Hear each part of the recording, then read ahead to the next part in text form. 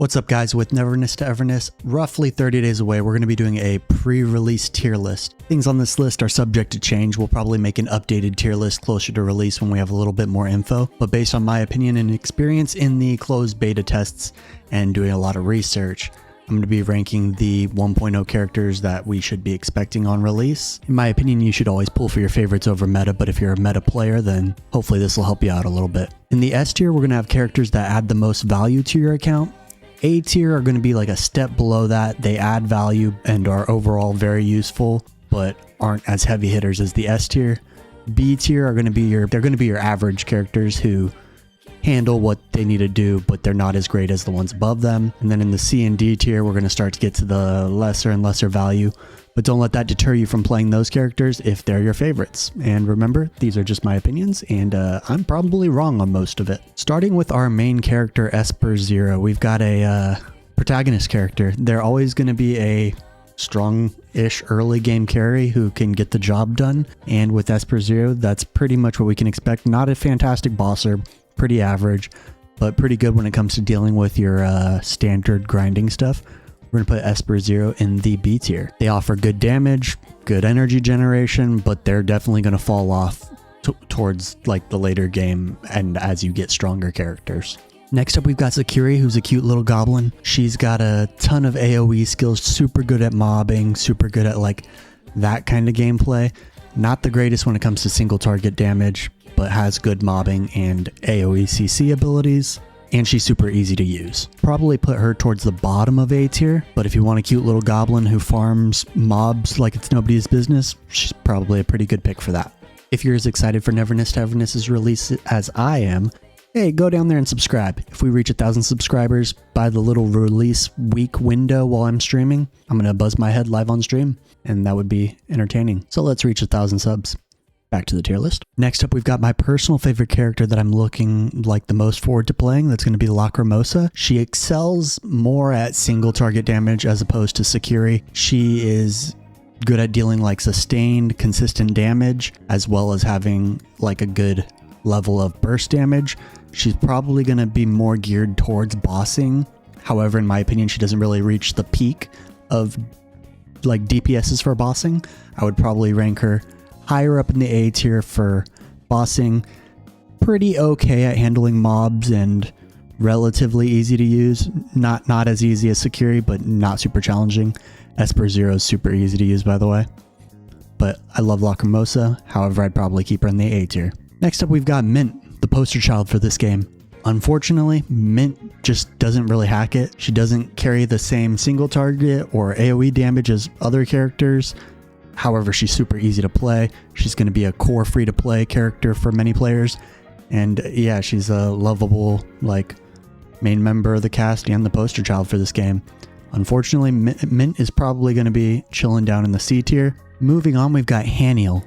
Haniel is a buffing character. She has really good potential for buffing your other units and, like, helping them pump out higher damage. However, she struggles with getting interrupted, which makes her kind of on the more difficult end to play in terms of like reaching her maximum potential.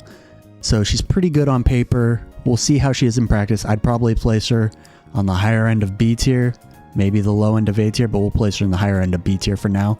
She's going to be a good buffing character. That'll help as like a third unit for helping your other characters bring out the most in their potential. But yeah, I would put her in B tier. Next up, we've got Edgar, our little healing dude. He's decent. He's all right. His healing requires you to be within a certain zone, which is a little bit awkward, much like Haniel.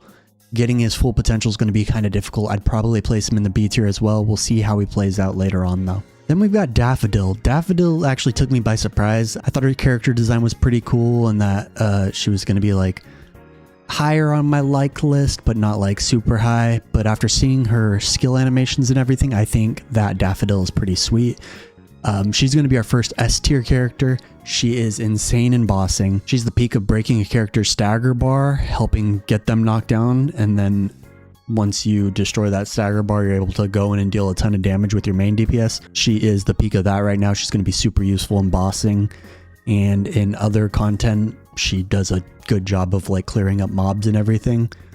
Not the most difficult character to use, a lot of fun, really cool design, really cool animations. She's up there for me, but in terms of the tier list, she's going in the S tier. Next up, we're going to roll with Bai Chang. He has really good bossing potential, high damage, like really good. More difficult to play, like harder to master with like a higher skill ceiling, but he has a lot of potential to be a very high DPS for bossing. I'm going to place him at the top of A tier. I think that he will do a lot of damage. Probably in the future he'll get outscaled or whatever, but I think early on he's going to be a heavy hitter for bossing. He's not going to handle mobs too well, but like I said, in a skilled player's hands, he's going to destroy bosses like it's nobody's business. Now we're going to talk about Ji-Yuan, Big Hat Lady. She's a pretty cool character because she combines like being a DPS with being a healer, offering both damage and utility. I thought that her video that was just released was really cool, and she's definitely going to go in the A tier.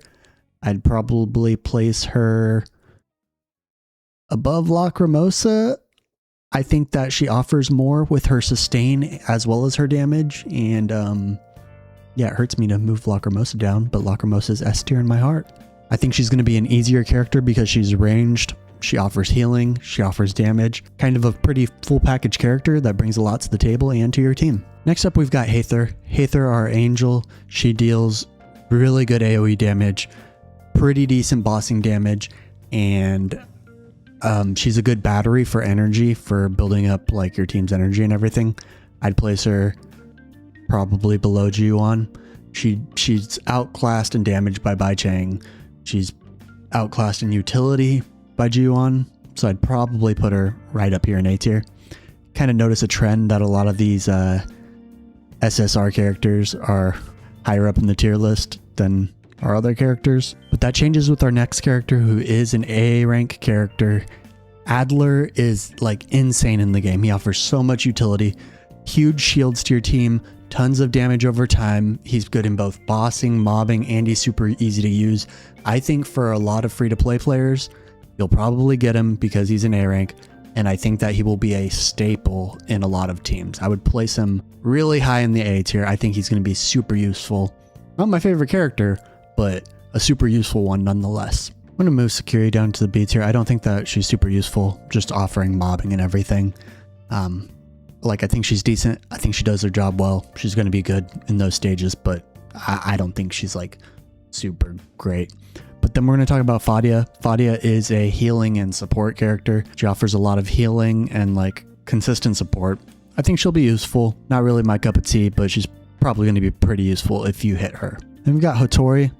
Hattori to me is pretty much an unknown at the moment. I didn't get to play with her at all. I didn't get to see what she does. I know that she works well with like the whole like resonance mechanic, and I think she'll be really strong depending on the team that she's kind of built with.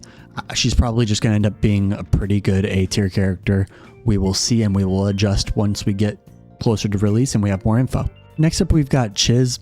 Chiz seems like a really cool character with a lot of potential. Seems like in a skilled player's hands, she could deal a lot of damage. She's like a rhythm-based character, and I think for some people, they're going to have a ton of fun with her. Other people, it's not really going to click, and she's going to be a subpar character.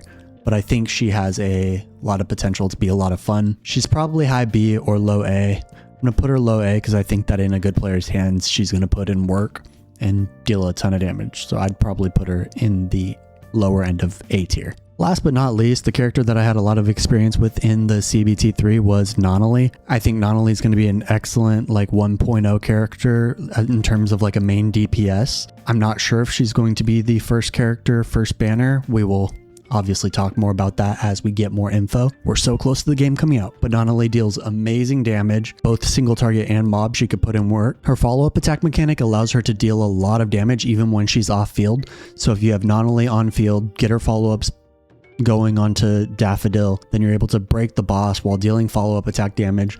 I think the two of them are going to be monsters together, and probably like that'll be a pretty meta team with some supportive character, but we will see as we get closer to the game's release. Nonali also offers some really cool anti-gravity mechanics that allow her some really cool traversal. I don't think it's going to be super game breaking, but I think it'll be a really cool feature to play around with. This is my tier list.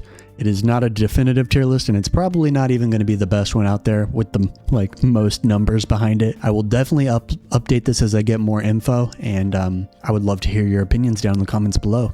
Do you think I messed up anywhere? You think Mint is S tier with her super secret move? Go down there and let me know. I'll see you guys in a future Neverness to Everness video, and I hope to see you there. Peace.